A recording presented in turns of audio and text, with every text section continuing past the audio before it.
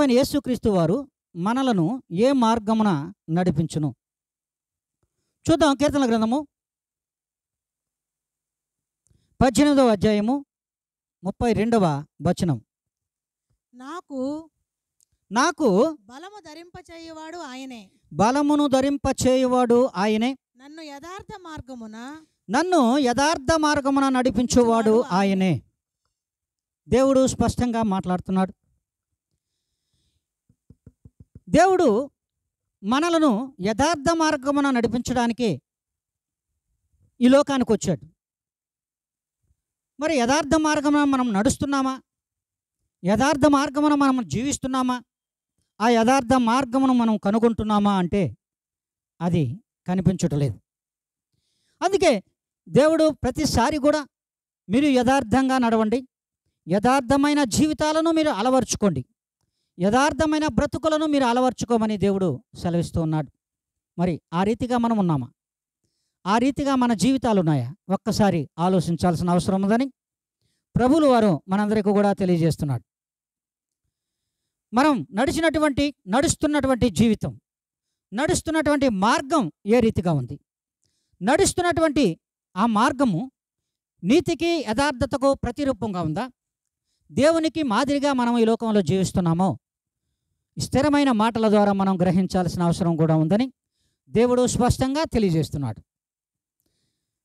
మరి చూడండి, ప్రభువుల వారు ఈ లోకానికి మరి నీతి మార్గాన్ని వచ్చాడు. నీతి మార్గాన రావడమే కాకుండా ఆ నీతి మార్గాన వచ్చినటువంటి దేవుడు మనల్ని నీతి మార్గాన నడిపించడానికి, యథార్థమైన జీవితాలు మనకు దయచేయడానికి ఈ లోకానికి వచ్చినటువంటి దేవుడు. మరి అది కూడా దేవుని వాక్యమేమే సెలవిస్తూ ఉంది. యోహాను శుభవార్త మత్తయి శుభవార్త 21వ అధ్యాయము 32వ లేఖనము.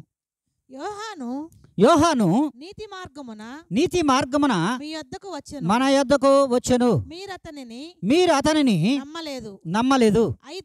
అయితే పితరులను వేశ్యలను అతనును నమ్మిరి. మీరు అది చూచియు అతనిని నమ్మినట్లు పశ్చాత్తాప పడకపోతిరి. దేవుడు స్పష్టంగానే మనందరికీ కూడా తెలియజేస్తున్నాడు. నీతి మార్గమున యోహాను గారు ఈ లోకానికి వచ్చాడు.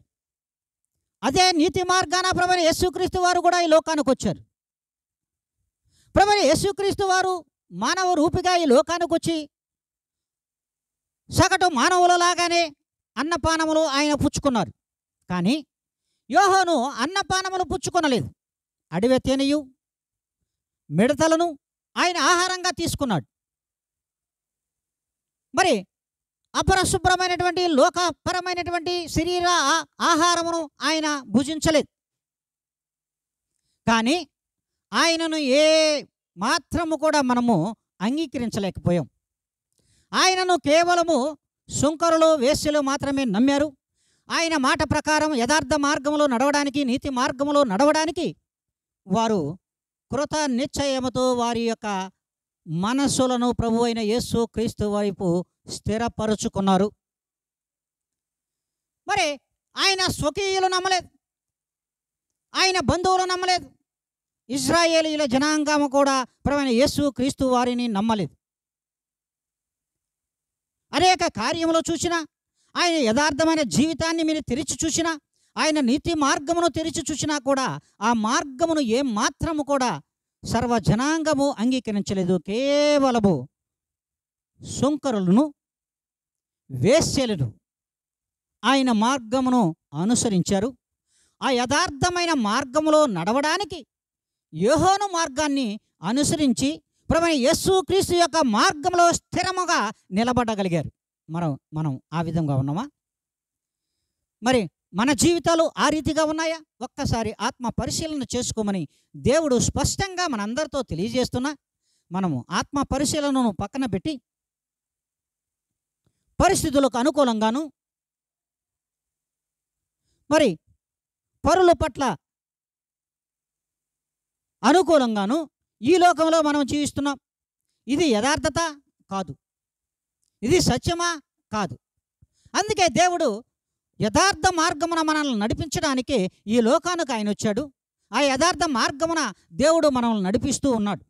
నడిపించుచున్నటువంటి ఆయన మార్గమును విడిచిపెట్టి యథార్థతను పక్కన పెట్టి మరి లోకమునకు విధేయత కలిగిన వారిగా జీవిస్తున్నాము. ఇది ఏ మాత్రము కూడా దేవుడు అంగీకారమునకు యోగ్యము కాదు. మరి దేవుని యొక్క అంగీకారమునకు యోగ్యము కాదని దేవుడు తెలియజేస్తూ ఉన్నాడు. అందుకే దేవుడు స్పష్టంగా మనందరితో కూడా మాట్లాడుతూ ఉన్నాడు. అనాది నుండి కూడా మన మార్గములన్నీ కూడా అక్రమమైన మార్గాలే. ఒక్కసారి చూసుకోండి కావాలంటే. అనాదిగా ఆది కాండం నుండి కూడా మనం చూసినట్టయితే మన పితరుల మార్గాలన్నీ కూడా అక్రమైన మార్గములు.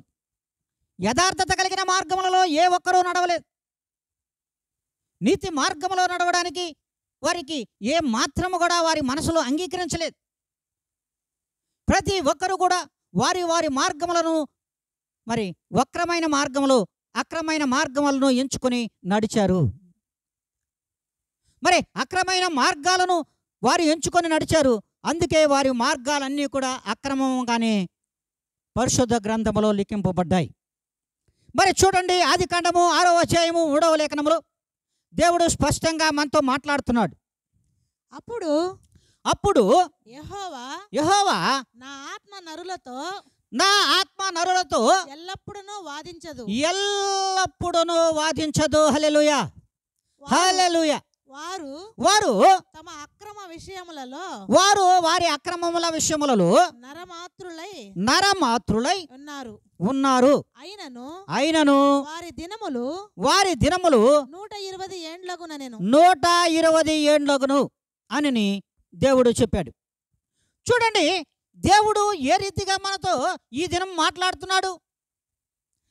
ఎప్పుడు కూడా నా యొక్క ఆత్మ నరులతో వాదించదు. నరులను ఏ దినము కూడా వాదించే స్థితిలో లేదు.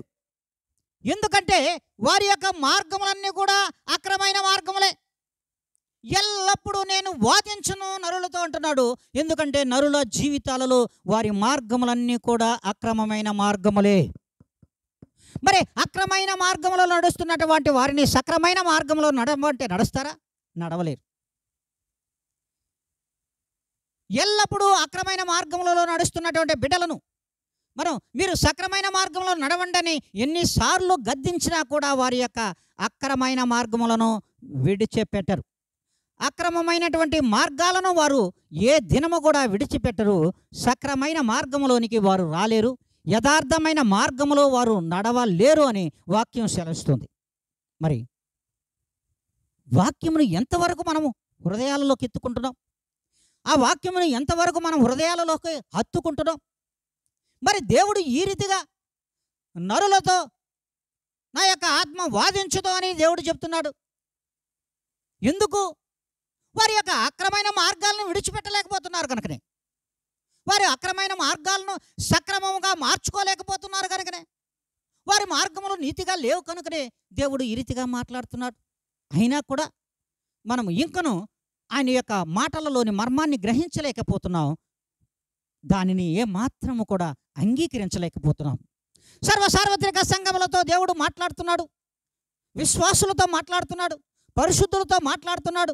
మరి తన యొక్క ఆత్మను నింపుకొని తన యొక్క పరిశుద్ధాత్మతో నింపబడినాము అని చెప్పుకుంటున్నటువంటి సార్వత్రిక సంఘములలోని విశ్వాసులతో మాట్లాడుతున్నాడు. మరి ముఖ్యంగా మేము విశ్వాసులమే, మేము పరిశుద్ధమైన దేవునికి వారసులమే, ప్రభువైన యేసుక్రీస్తు యొక్క రక్తమును తింటున్నాం, రక్తమును త్రాగుచున్నాం, మరి ఆయన శరీరమును తింటున్నాం. కానీ ఆయన మార్గంలో మాత్రము ఆ నీతి మార్గంలో మేము నడవలేకపోతున్నామే. మరి ఇది అక్రమం కాదా? ఇది అన్యాయం కాదా? మిమ్మల్ని రమ్మని ఏడ్చింది ఎవరు? మిమ్మల్ని రమ్మని పిలిచింది ఎవరు? మరి వచ్చిన ఆ దేవుని దగ్గర మీరు స్థిరముగా ఉన్నారా? నీతి మార్గంలో నడుస్తున్నారా? యథార్థమైన మార్గంలో నడుస్తున్నారా? యథార్థ మార్గంలో నడవమని తన బలమును నీకిచ్చి, తన శక్తిని నీకిచ్చి, తన ఆత్మను ఆ యొక్క ప్రాణమును మీకు జోడించి జీవాత్మనిచ్చి మిమ్మల్ని నడిపించుచున్న ఆ దేవునిని మీరు అంగీకరించకపోగా మీ మార్గములను అక్రమముగా మార్చుకుంటున్నావు, అవినీతిగా మార్చుకుంటున్నావు, ఇది తప్పు అని దేవుడు సెలవిస్తున్నాడు. మరి ఆ రీతిగా మనం ఉండాలి అనుకున్నట్టయితే ఈ దినమైనా ఉంటున్నామా? మరి అందుకే దేవుడే స్పష్టంగా మాట్లాడాడు ప్రతి మాట కూడా. చూడండి, ఆదికాండము 6వ అధ్యాయం 6వ లేఖనంలో అంటున్నాడు, తాము భూమి మీద నరులను చేసినందుకు భూమి మీద నరులను చేసినందుకు యెహోవా సంతాపము నుండి తన హృదయములో నొచ్చుకొనెను. చూడండి, దేవుడు నరులను తన ఎంతో ఇష్టంగా తన చేతితో రూపొందించి నిర్మించి తన ఆకృతిని మనకిచ్చి తన యొక్క ఆకృతిని తన రూపములో మనల్ని నిర్మించుకుని మరి ఆ యొక్క రూపములలో ఆయన జీవాత్మ నుంచి ఈ లోకంలో ఆయన నిర్మించి ఆయన చేత సృజింపబడినటువంటి నరులుగా మనం ఈ లోకంలో ఉన్నాం.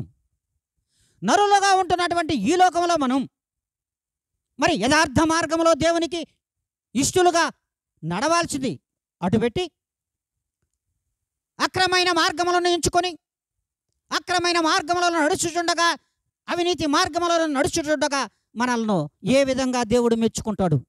హల్లెలూయా! ఏ విధముగా దేవుడు మెచ్చుకుంటాడు? దేవుడు మెచ్చుకోకపోగా దేవుడు నొచ్చుకుంటున్నాడు. అందుకే సంతాపమునందుచున్నాడు. సంతాపము బాగా ఆలోచించాలి.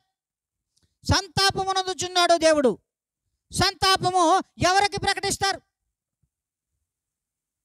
సంతాపం ఎవరికి ప్రకటిస్తారు? అందులో ఉన్నటువంటి అద్భుతమైన మర్మం. సంతాపం ఎవరికి ప్రకటిస్తారంటే చచ్చిన వాళ్లకు సంతాప దినమును ప్రకటిస్తారు. మరి మనం మృదులుగా ఈ లోకంలో బ్రతుకుచున్నామే, మనకు సంతాపమును కాక ఆయన మనల్ని అత్యధికంగా ఆశీర్వదిస్తాడా? నీ కొరకు నొచ్చుకుంటున్నాడే, నిన్ను మెచ్చుకోలేకపోతున్నాడే.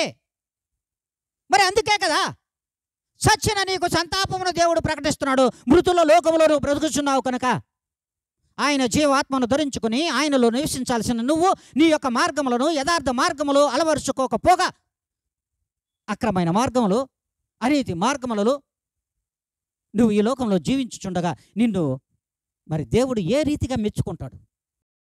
దేవుని యొక్క హృదయాన్ని మెప్పించాల్సిన మనం దేవుడు నొచ్చుకునే విధంగా ఈ లోకంలో జీవిస్తున్నాం. అందుకే నరులను సృజించినందుకు దేవుడు ఎంతో నొచ్చుకున్నాడు. అందుకే ఆ జనుల పక్షంగా నరుల పక్షంగా సంతాపమును ఆ దినమున దేవుడు తెలియజేశాడు. మరి ఆ రీతిగా మనం ఈ లోకంలో జీవిస్తామా? ఆ రీతిగానే బ్రతుకుదామా? యథార్థత మనకొద్దా? నీతి మార్గం మనకొద్దా? మరి సత్యమైనటువంటి ఆ మార్గమునకు మనం వారసులం కామా? ఒక్కసారి ఆలోచించండి. ఒక్కసారి ఏ దినమైనా సరే మన హృదయముల మీద చెయ్యి వేసుకుని ఆయన మందిరంలోకి వచ్చినప్పుడు ఆయన ఆలోచిస్తున్నామా? లోకంలోకి వెళ్ళినప్పుడు ఆలోచించడం లేదు. కనీసం ఆయన మందిరంలోకి అడుగుపెట్టినప్పుడైనా సరే మనం ఆలోచిస్తున్నామా అంటే అది కూడా లేదు.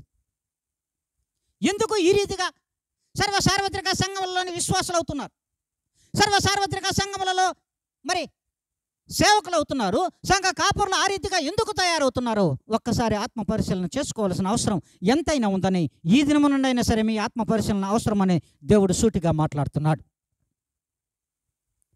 మరి దేవుడు ఈ రీతిగా స్పష్టంగా మాట్లాడుతున్నా నరులను తను సృజింప చేసినందుకు దేవుడు ఎంతో నొచ్చుకున్నాడు. మెచ్చుకోవడం అయితే లేదండి. మరి మెచ్చుకునే విధంగా ఆయన్ని మెప్పించే విధంగా ఈ లోకంలో జీవించగలమో ఒకలేదో ఒక్కసారి ఆలోచించాలి. మరి దేవుడు ఈ దినమున మరలా మాట్లాడుతున్నాడు. ఆయనే చూడండి, నొచ్చుకున్నటువంటి ఆ జనము, సంతాపము తెలియజేసినటువంటి ఆ దేవుడు మరి ఆ జనులను ఏ విధముగా వారి యొక్క మార్గాలను నీతి మార్గంలో నడవక అక్రమ మార్గంలో నడుస్తున్నటువంటి జనులను ఏ విధముగా రూపు మాపాడు మీకు అర్థమవుతుంది. చూడండి, ఆదికాండము 6వ అధ్యాయము 8వ లేఖనములో స్పష్టంగా దేవుడు తెలియజేస్తున్నాడు. అయితే నోవాహు యెహోవా దృష్టి యందు కృప పొందినవాడాయను. దేవుడు స్పష్టంగా తెలియజేస్తున్నాడు. చూడండి, దేవుడు సృజింపజేసినటువంటి జనాంగం అంతటిలో కూడా ఒక్క నోవాహు కంటే యథార్థవంతుడు భూమి మీద కనిపించలేదు. నోవాహు యొక్క మార్గము మాత్రమే యథార్థమైన మార్గములో నడుస్తూ ఉన్నాడు. ఆయన జీవితం యథార్థంగా ఉంటుంది, నెమ్మదిగా ఉంటుంది.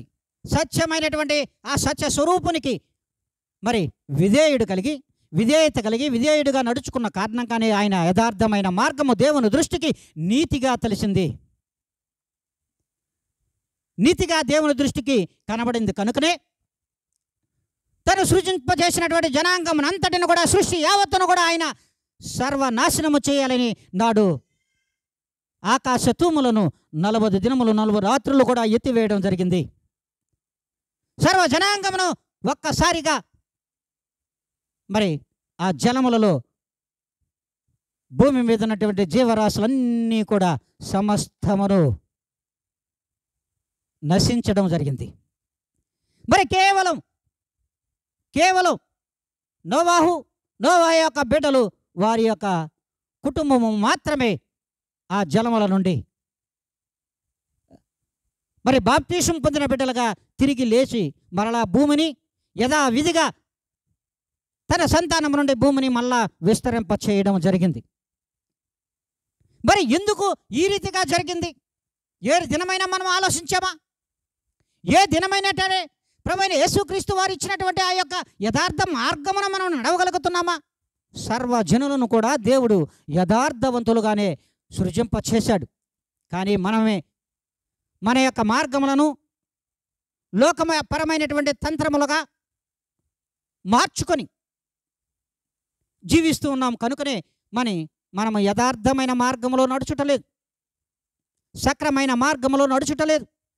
అక్రమైన మార్గమునకు వారసులుగా అక్రమ సంతానముగానే ఈ లోకంలో మిగిలిపోతున్నాం. కనుకనే మరలా దేవుడు ఈ లోకానికి రావడానికి దేవుడు కృప చూపాడు.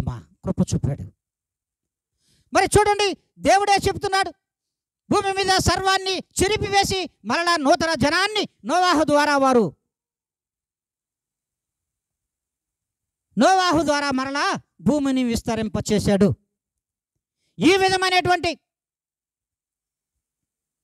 విధమైనటువంటి క్రియలతో మరలా భూమిని విస్తరింపచేసినా మరలా కూడా వివిధమైన తంత్రాలతో జనాంగము మరలా యథార్థ మార్గంలో నడవక అక్రమైన మార్గంలో నడవడానికి మరలా దారి తీసింది.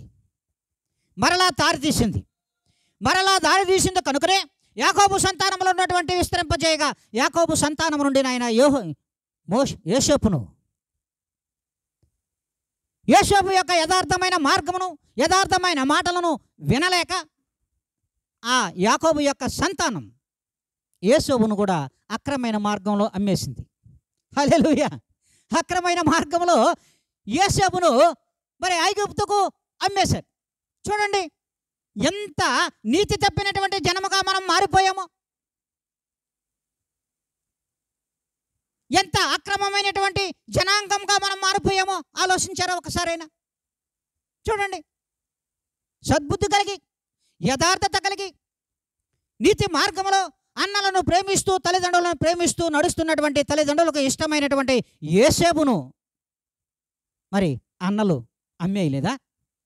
ఇది అక్రమము కదా? మరి ఈ దినము మరి సార్వత్రిక సంఘములోని ప్రతి విశ్వాసులు కూడా ప్రభువైన యేసుక్రీస్తును అక్రమముగా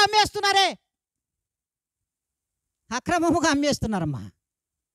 నాడు యోసేపును అన్నదమ్ములు అక్రమముగా అమ్మేస్తే నేడు యేసుక్రీస్తును విశ్వసించినాము, యేసుక్రీస్తును నమ్మాము, యేసుక్రీస్తుకు మేము సేవకులము, యేసుక్రీస్తుకు మేము కాపరులము, యేసుక్రీస్తు యొక్క విశ్వాసులు సార్వత్రిక సంఘములలోని విశ్వాసులందరికీ మేము కాపరులము, సేవకులము, స్వార్థికులము అని చెప్పుకుంటున్నానే ప్రభువైన యేసుక్రీస్తునే అక్రమంగా అమ్మేస్తున్నామే. నిజమైన క్రైస్తవ జనాంగమా మనం? నిజమైన క్రీస్తుకు వారసులమా మనం? ఒక్కసారి ఆలోచించండి ప్రియమైన క్రైస్తవ సమాజమా, ప్రియమైన దేవుని బిడ్డలారా, ఒక్కసారి అయినా ఆలోచించండి. మన మార్గములు ఎటున్నాయి? సక్రమంగా ఉన్నాయా? అక్రమంగా ఉన్నాయా? యథార్థంగా ఉన్నాయా? అనీతిగా ఉన్నాయా? ఒక్కసారి ఆలోచించండి. యథార్థమైన మార్గంలో మిమ్మల్ని నడుచుటకు యథార్థవంతులుగా ఈ లోకంలో మిమ్మల్ని సృజింపచేస్తే, మిమ్మల్ని పుట్టిస్తే, ఆ దేవుణ్ణి యథార్థమైన ఆ దేవునికి ప్రతిరూపాలుగా బ్రతకవలసిన మనం ఆ దేవునికి విరోధంగా బ్రతుకుతున్నామే. ఆ దేవునికి విరోధంగా బ్రతుకుచు ఆ యథార్థమైన దేవుణ్ణి అక్రమంగా మనం అమ్మేస్తున్నామే. మనం నిజమైన వారసులమా? ఆ నిజమైన తండ్రికి నిజముగా మనం వారసులమా? ఆలోచించాలి ప్రియమైన క్రైస్తవ సంఘమా.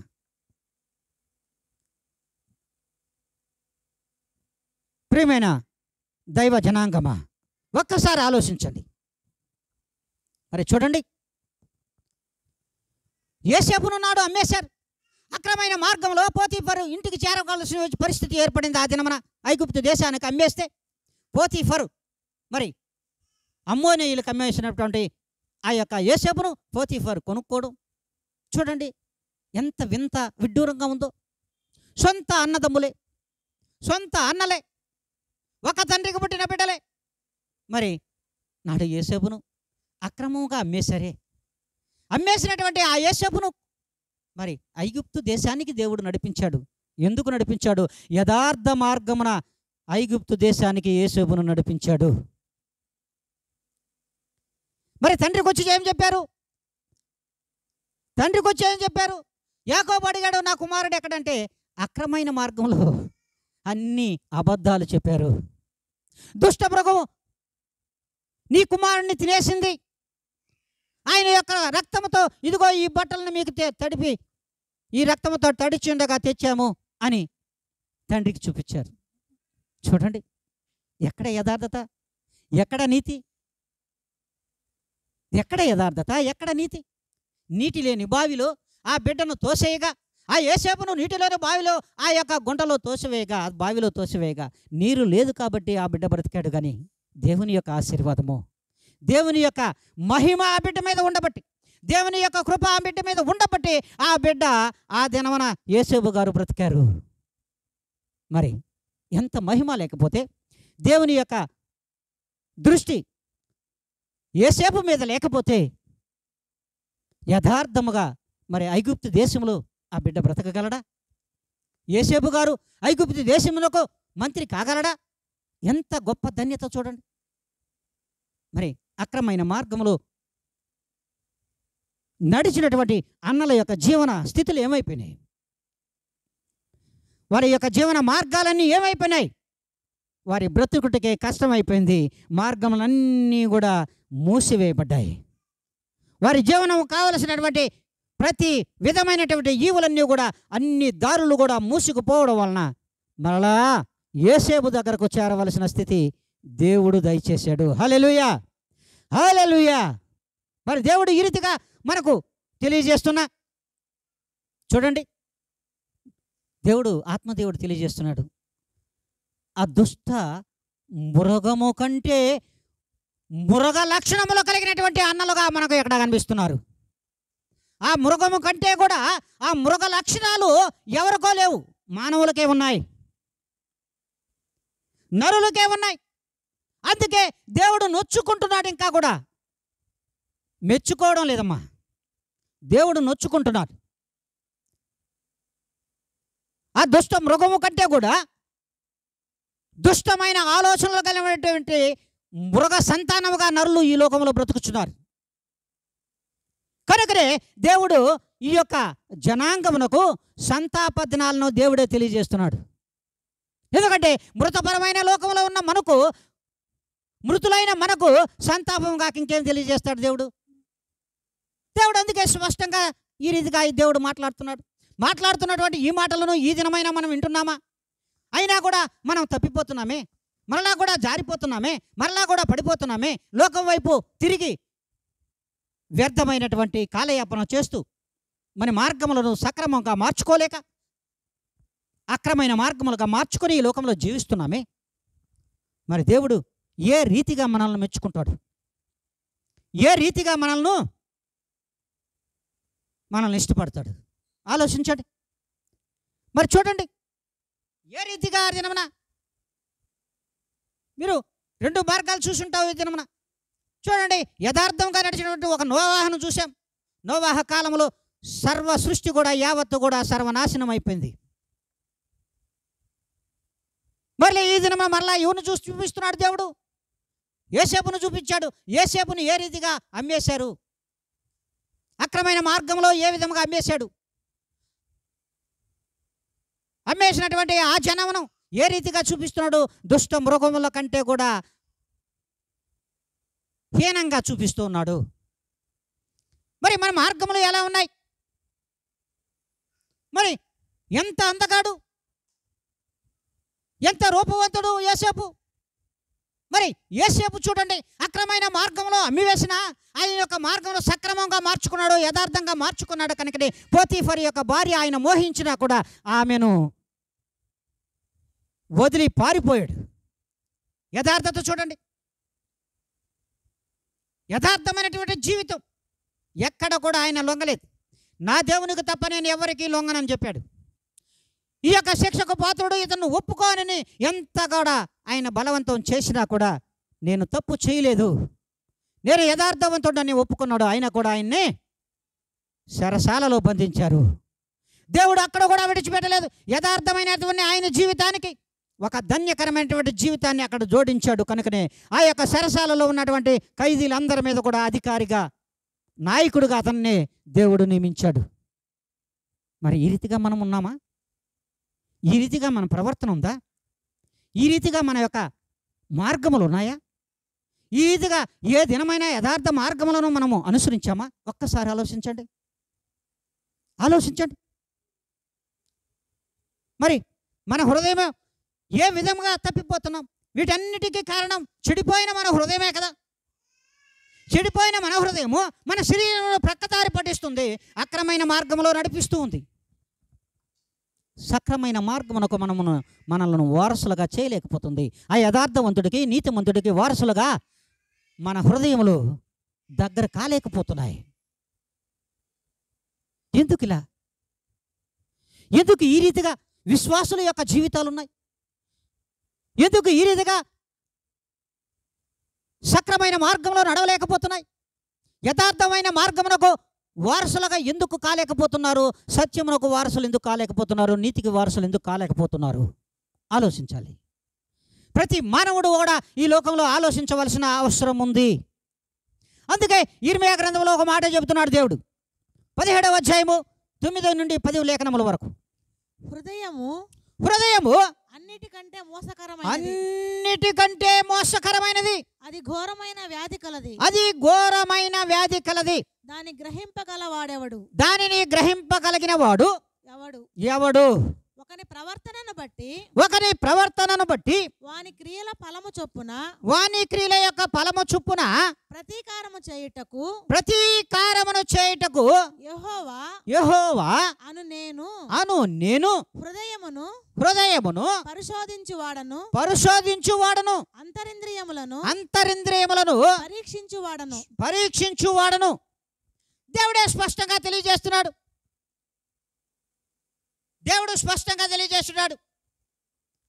ఎంత స్పష్టంగా తెలియజేస్తున్నాడంటే నిర్మోహమాటంగా తెలియజేస్తున్నాడు మనతో. ఆ నిర్మోహమాటమైన మాటలను మనం వింటున్నాం. ఆయన యొక్క నిర్మోహమాటమైనటువంటి మాటలు, ఎంత నిర్మోహమాటంగా మాట్లాడుతున్నాడు ఆయన. మరి ఆ మొహమాటం లేనటువంటి ఆ యొక్క స్థితి మనలో ఉందా? మనకు మొహమాటం ఎక్కువ. వాళ్ళేమనుకుంటారు, వీళ్ళేమనుకుంటారు, వాళ్ళు ఏమైనా అంటారేమో, వీళ్ళు ఏమైనా అంటారేమో అని మన యొక్క మాటలను యథార్థంగా మాట్లాడలేము. అది యథార్థంగా చెప్పవలసిన నీతి అయిన మాట అయినా సరే మనం అనీతిగా చెప్తాం. కారణం ఏమిటి? కారణం ఎందుకు అలా దేవుడు చెప్తున్నాడు, మనం ఎందుకు ఇలా వింటున్నామనే దాన్ని కూడా మనం గ్రహించలేకపోతున్నాము. హృదయము అన్నిటికంటే మోసకరమైనది, అది ఘోరమైనటువంటి వ్యాధి గలది. అంటే హృదయము ఈ లోకములో ప్రతి మానవులలో కూడా అత్యధికమైనటువంటి మోసకరమైనటువంటి హృదయముగా తయారైనాయి. అంతేకాదు, క్యాన్సర్ కంటే కూడా అత్యంత ఘోరమైనటువంటి వ్యాధి కలిగినది మన హృదయాలు. క్యాన్సర్కైనా ముందుందేమో కానీ మన హృదయానికి ముందు లేదు. క్యాన్సర్కి ముందు ఉంది, మన హృదయానికి మాత్రం అసలు ముందే లేదు. ఎందుకు? మన హృదయము ఘోరమైనటువంటి మోసకరమైనటువంటి హృదయం.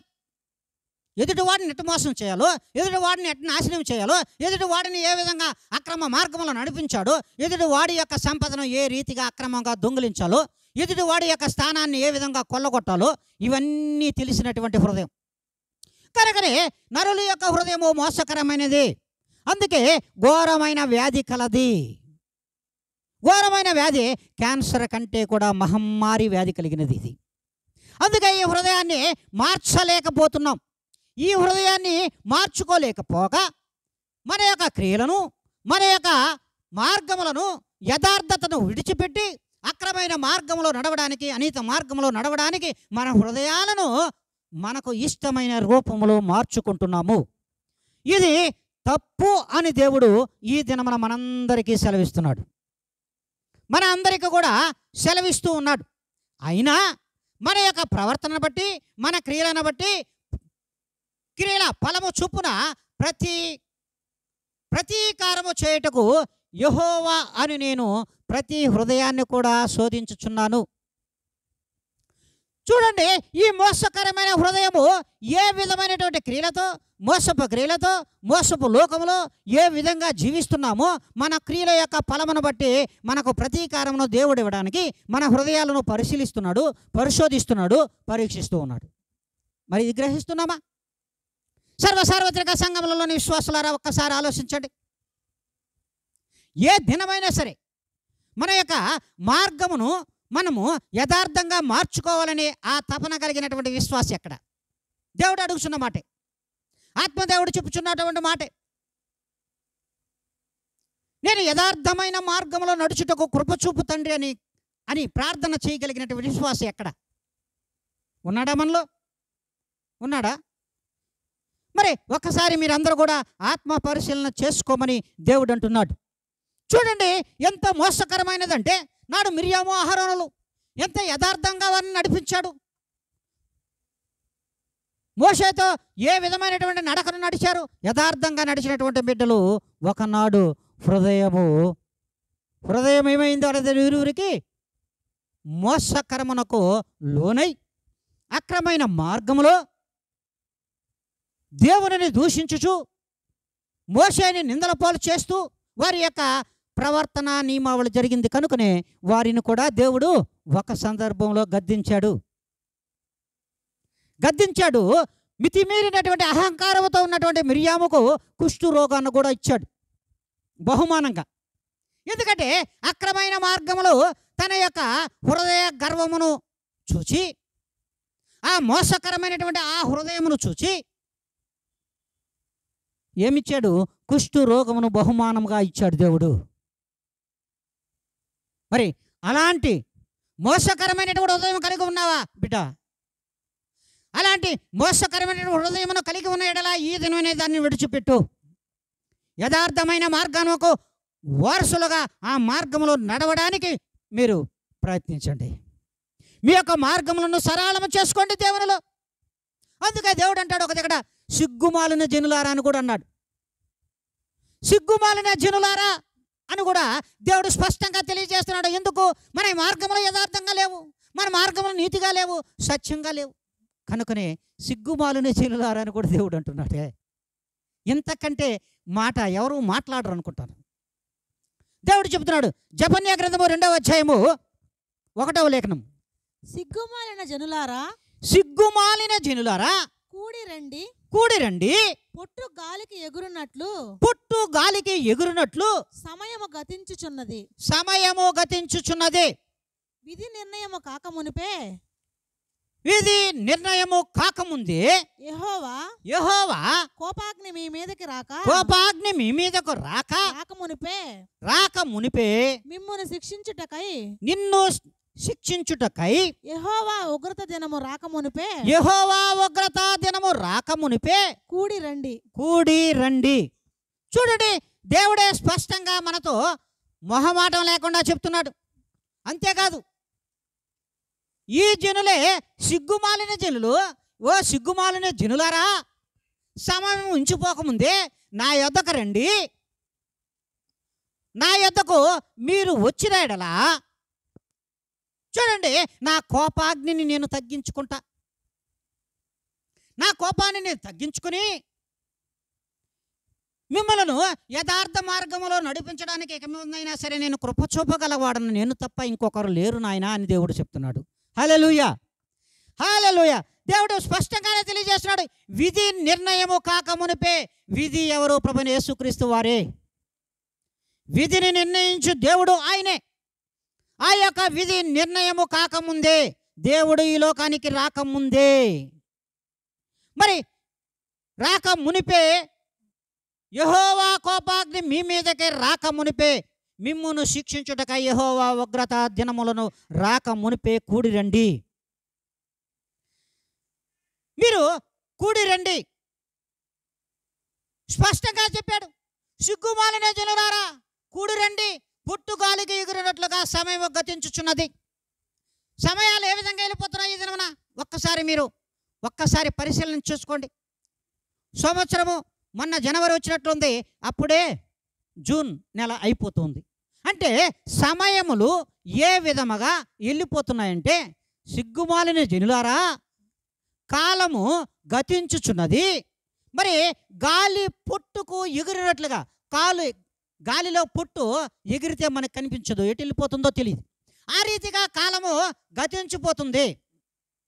కనుకనే కాలము గతించిపోకముందే నా యొద్దకు రండి, నా ఉగ్రతా దినములు సమీపించకముందే నా యొద్దకు రండి, విధి నిర్ణయము కాకమునిపే నా యొద్దకు రండి. నా కోపాగ్నిని నేను చవి చూడవలసిన అవసరం మీకు ఉండదు. నా కోపాగ్నిని మీరు చవి చూడవలసిన అవసరం ఉండదు. కనుక ఉగ్రతా దినము రాకముందే కూడి రండి. మరి ఆ రీతిగా మనం వస్తున్నాం కదా పాస్టర్ గారు, వస్తున్నాం. కానీ వాక్యంని వింటున్నామా? వింటున్నాం. మరి హృదయంలో గ్రహిస్తున్నామా? ఏమో పాస్టర్ గారు మాకు తెలియదు. ఏమో మాస్టర్ గారు మాకు తెలియదు. ఎందుకు మాకు తెలియదు? ఈ మాట ఎందుకు వస్తుంది?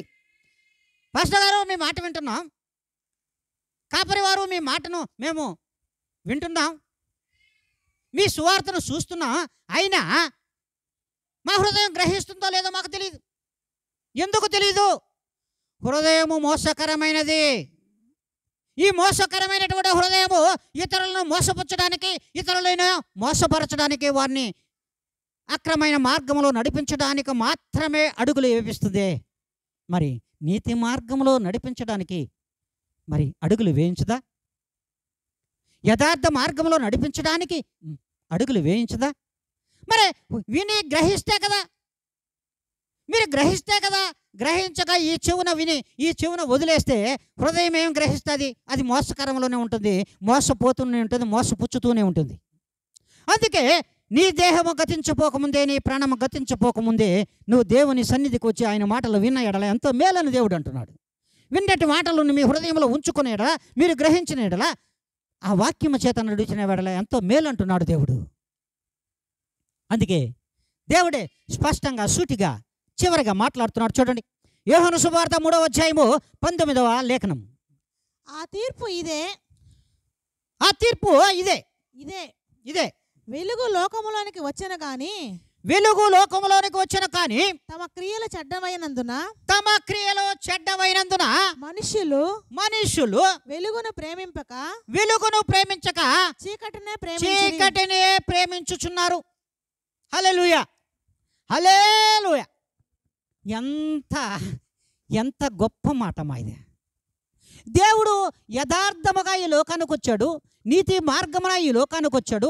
ఆ నీతి మార్గంలోనే యెహోను కూడా ఈ లోకానికి వచ్చాడు. యెహోను కూడా అయినా ఆయన యొక్క మాటలు, దేవుని యొక్క మాటలు ఎవరు వింటున్నారు, ఎవరు గ్రహిస్తున్నారు, ఎవరు ఆయన వైపు వస్తున్నారంటే వేశ్యలు, సుంకరులు మాత్రమే అంగీకరిస్తున్నారు. వారిని యథార్థమైన మార్గములలో వారిని వారు నడిపించుకుంటూ ఉన్నారు. కానీ దేవుని విశ్వాసులమంటూ, ప్రభువైన యేసుక్రీస్తుకు మేము వారసులమంటూ, యేసుక్రీస్తులో మేము ఉన్నామంటూ, యేసుక్రీస్తును ప్రేమించుచున్నామంటూ, యేసుక్రీస్తు యొక్క యథార్థ మార్గములో నడుస్తున్నామంటూనే అక్రమైన మార్గములను ఎంచుకొని అక్రమైన మార్గంలో యేసుక్రీస్తును అమ్మేస్తున్నామే. మనం ఏ రీతిగా జీవిస్తున్నాం? ఈ లోకంలో నీతిగా ఉంటున్నామా? యథార్థత కలిగి జీవిస్తున్నామా? ఒక్కసారి ఆలోచించాలి. చూడండి, దేవుడే స్పష్టంగా తెలియజేశాడు. ఆ దేవుడే స్పష్టంగా ఈ దినం మనతో మాట్లాడుతున్నాడు. మరి ఏ రీతిగా ఆయన చెప్తున్నాడు? ఆ తీర్పు ఇదే: లోకములోనికి వెలుగు వచ్చెను కానీ దాని క్రియలు చెడ్డవైనందున. చూడండి, స్పష్టంగా తెలియజేస్తున్నాడు. ఆ తీర్పు ఇదే: వెలుగు లోకములోనికి వచ్చెను కానీ తమ క్రియలు చెడ్డవైనందున మనుష్యులను వెలుగును ప్రేమించలేకపోతున్నారు. చూడండి, ఎంత స్పష్టమైనటువంటి మాట. లోకంలోనికి వెలుగు వచ్చిన ప్రతి హృదయమును వెలిగించుచున్నదని దేవుడు అంటుంటే, మరి లోకంలోనికి ఆ దినములు రాకమునిపే మనము మారలేకపోతున్నాం, మరి గ్రహించలేకను పోతున్నాం. మరి దేవుడు ఒక తీర్పునైతే ఇచ్చేశాడు. వెలుగులోనికి దేవుడు వచ్చాడు. వెలుగులో ఉన్నటువంటి మనము మన హృదయములను మోసపుచ్చుకొని మోసం వైపు జీవిస్తున్నాం. మోసకరమైన హృదయములతో ఈ లోకంలో అసత్య మార్గాలతో జీవిస్తున్నాం. కనుకనే ఆ వెలుగును మనం గ్రహించలేకపోతున్నాం. ఆ వెలుగును ఏ మాత్రము కూడా మనం చూడలేకపోతున్నాం. ఆ వెలుగును ఏ మాత్రము కూడా మనం ప్రేమించలేకపోతున్నాం. ఆ వెలుగు ఏమై ఉన్నాడు? ప్రభువైన యేసుక్రీస్తు అన్నాడు. ఆ వెలుగు ప్రభువైన యేసుక్రీస్తు అన్నాడు. కనుకనే ఆ వెలుగును మనం చూడలేకపోతున్నాం. ఆ వెలుగులో జీవించలేకపోతున్నాం. ఆ వెలుగు మన యొక్క మోసకరమైన హృదయములను ఏడ కాల్చివేస్తుందో అని ఆ యొక్క భయం, ఆ యొక్క భయంతో ఈ లోకంలో జీవిస్తున్నాం. కనుక జీవితాన్ని నువ్వు ధన్యకరంగా మార్చుకో, యథార్థంగా మార్చుకో, నీతిగా మార్చుకో. ఆయన నీతి మార్గంలో యథార్థ మార్గంలో నడిచిన ఎడల ఆయన ఇచ్చు బలము నీలో ఉంటుంది, ఆయన శక్తి నీలో ఉంటుంది, ఆయన ఆశీర్వాదం నీలో ఉంటుంది, ఆయన ఐశ్వర్యం కూడా నీలో ఉంటుంది. ఆ ఐశ్వర్యమునకు నీవు వారసులు అవుతావని దేవుడు అంటున్నాడు. హల్లెలూయా! ఆ ఐశ్వర్యమునకు వారసులుగా మీరు ఉంటారని దేవుడు అంటున్నాడు. మరి ఉందామా వద్దా? లేదు లేదు లేదు లేదు పాస్టర్ గారు, మేము ఆ వెలుగును చూడలేకపోతున్నాం కదా, కనుక మేము చీకట్లోనే ఉంటాం అని మనం అంటున్నాం. మరి ఇదే దుర్మార్గమైనటువంటి క్రియలు. దుష్ట మృగము కంటే కూడా మోసకరమైనటువంటి హృదయాలు కలిగినటువంటి మనం ఆ వెలుగుని చూడలేకపోతున్నాం. మరి ఆ యొక్క వెలుగుకు వారసులు మనం కాలేకపోతున్నాం. ఆ వెలుగును ప్రేమించలేక చీకటినే ప్రేమిస్తున్నాం. ఇంకా మనం దేన్ని ప్రేమిస్తున్నాం? చీకటిని ప్రేమిస్తున్నాం. ఆ మరణకరమైనటువంటి ఆ యొక్క నరకమునే మనం ప్రేమిస్తున్నాము. ఆ మరణకరమైనటువంటి ఆ పాపమునే మనం ప్రేమిస్తూ ఉన్నాము. అంటే వెలుగుని ప్రేమించలేకపోతున్నాం, చీకటిని మాత్రం ప్రేమిస్తున్నామని అంటే అపవాదిని ప్రేమిస్తున్నామని అర్థం. వెలుగు దేవుడు అయినాడు, ప్రభువైన యేసుక్రీస్తు అయినారు. చీకటి ఏమైనదంటే అపవాదికి చిహ్నమైంది. అపవాది పాపమునకు చిహ్నమైనాడు. పాపము మరణమునకు చిహ్నమైంది. మరణము నరకమునకు పాత్రమైనది. మరణము దేనికి మార్గమైనది? నరకమునకు మార్గమైనది. కనుకనే ఈ మార్గమును మనము ఎలుగు మార్గంలో నడవలేక, యథార్థమైన మార్గంలో నడవలేక ఇంకనూ కూడా మనము అక్రమైన అనీతి మార్గములలో నడుస్తున్న ఈ మార్గములన్నీ కూడా మనలను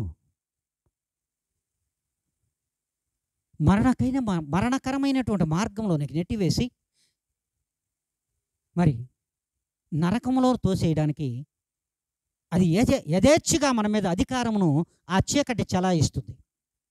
ఆ చీకటి మన మీద అధికారమును చలాయిస్తుంది. నిజముగా అయితే దేవుడు మన మీద అధికారమును చలాయించాలి. దేవుడు వెలుగై ఉన్నాడు కనుక ఆ వెలుగులో మనం స్థిరముగా జీవించాలి, యథార్థంగా జీవించాలి. యథార్థ మార్గములను ఏర్పాటు చేసుకోవాల్సిన మనము ఎక్కడ తప్పిపోతున్నామో, ఎక్కడ జారిపోతున్నామో, ఎక్కడ పడిపోతున్నామో, ఎక్కడ అనీతికి మార్గములో మనం తెరుస్తున్నామో, ఎక్కడ అక్రమానికి మార్గములో మనము తెరుస్తున్నామో, ఎక్కడ అసత్యానికి మార్గములో మనము తెరుస్తున్నామో, ఆ మార్గములలో మనం ఎందుకు నడుస్తున్నామో ఒక్కసారి క్రైస్తవ జనాంగము విశ్వాసులు గ్రహించాల్సిన అవసరం ఉందని దేవుడు ఈ దినమున స్పష్టంగా తెలియజేస్తున్నాడు. మరి ఏ రీతిగా మనం నడవాలి? మన మార్గములను ఏ రీతిగా మనం అలవరుచుకోవాలి? మనకు బలమును ధరింపచేయువాడు దేవుడు. యథార్థ మార్గములో నడిపించగలిగిన వాడు, వెలుగులో నడిపించగలిగిన వాడు, పరలోక రాజ్యమునకు మార్గములను తెరవగలిగిన వాడు ప్రభువైన యేసుక్రీస్తు వారు తప్ప ఈ లోకములో ఎవ్వరూ లేరు. అపవాదికి పరలోక రాజ్యములో స్థానము లేదు. యథార్థ మార్గములో నడుచు వెలుగు సంబంధులైనటువంటి ప్రభువైన యేసుక్రీస్తు యొక్క వారసులకు మాత్రమే పరలోక రాజ్యములో స్థానం ఉందని, ఆ యథార్థ మార్గములో మీరును మనమును నడుచుటకు ప్రభువైన యేసుక్రీస్తు వారు మాత్రమే కృప చూపునుగాక. ఆమెన్. హల్లెలూయా, హల్లెలూయా.